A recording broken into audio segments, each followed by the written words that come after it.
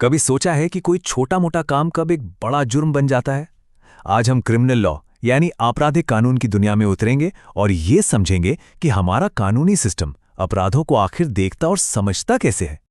तो सबसे बड़ा सवाल यही है, आखिर वो कौन सी लाइन है जिसे पार करते ही कोई भी काम, कोई भी एक्शन एक क्राइम की कैटेगरी में आ जाता है। चलिए इसी दिलचस्प सवाल का जवाब ढूंढते हैं, क्योंकि यही हमारे पूरे लीगल सिस्टम की बुनियाद है।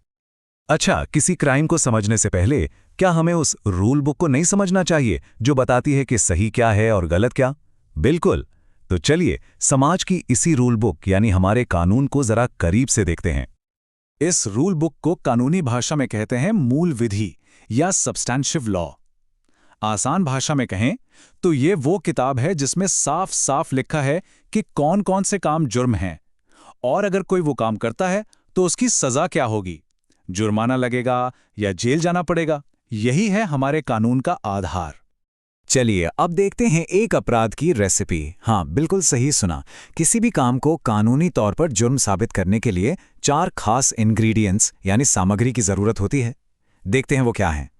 तो ये रहे वो 4 इंग्रेडिएंट्स। सबसे पहला, वो काम किसी इंसान ने किया हो। दूसरा, उसके मन में गलत इरादा हो, जिसे कानून की भाषा में कहते हैं मेंस रिया। तीसरा, सिर्फ इरादा ही नहीं, उस इरादे से कोई गलत काम भी किया गया हो, जिसे कहते हैं एक्टिस रियस। और चौथा, उस काम से किसी को या समाज को कोई नुकसान, कोई क्षति पहुंची हो। जब ये चारों चीजें एक साथ मिलती हैं तो बनता है एक अपराध। अब ये गलत इरादा या गिल्टी माइंड का मतलब हमेशा ये नहीं होता कि कोई बड़ी प्लानिंग या साजिश की गई हो। नहीं, कभी कभी बहुत ज़्यादा जल्दबाजी में या लापरवाही से या फिर असावधानी से किया गया काम भी इसमें शामिल हो जाता है। कानून इन सभी पहलुओं को देखता है। ठीक है, तो जब ये तय हो जाता है कि कोई काम एक क्राइम है, तो हमारा सिस्टम उसे अलग अलग कैटेगरीज में बांटता है, और यहीं से पुलिस का रोल शुरू होता है।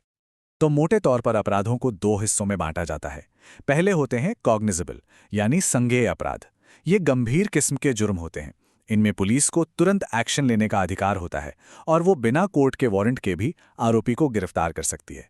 दूसरी तरफ है नॉन कॉग्निजेबल यानी असंज्ञेय अपराध। ये कम गंभीर होते हैं, और इनमें गिरफ्तारी से पहले पुलिस को कोर्ट से इजाजत यानी वारंट लेना ही पड़ता है। अब आते हैं एक ऐसे सवाल पर जो किसी भी आरोपी के लिए बहुत बड़ा होता है, जमानत यानी बेल। क्या जमानत मिलेगी? ये सवाल भी अपराध को एक और तरीके से क्लासिफाई करता है, जो कि बहुत जरूरी है। देखिए, कुछ अपराध बेलेबल यानी जमानती होते हैं। इनमें जमानत मिलना आरोपी का अधिकार है, एक तरह से उसे कोर्ट को बहुत ज्यादा मनाने की जरूरत नहीं पड़ती। लेकिन जो गंभीर अपराध होते हैं वो नॉन बेलेबल यानी गैर जमानती होते हैं। इनमें जमानत देना है या नहीं, ये पूरी तरह से कोर्ट के विवेक पर यानी जज साहब के फैसले पर निर्भर करता है। तो फिर सवाल उठता है कि कानून ये तय कैसे करता है कि कौन सा अपराध छोटा है और कौन सा बड़ा, मतलब वो लाइन कहाँ खींची जाती है? इसका जवाब एक बहुत ही सिंपल से नियम में छुपा है, और वो जादुई नंबर है 3 साल। जी हां, 3 इयर्स। यही वो लाइन है जो मोटे तौर पर अपराध की गंभीरता को तय करती है। इसे 3 साल का नियम भी कह सकते हैं। सिंपल सा रूल है, जिन अपराधों में ज्यादा से ज्यादा सजा 3 साल तक की है वो आमतौर पर जमानती होते हैं, और जिन अपराधों में सजा 3 साल से ज्यादा हो सकती है वो गैर जमानती की कैटेगरी में आते हैं।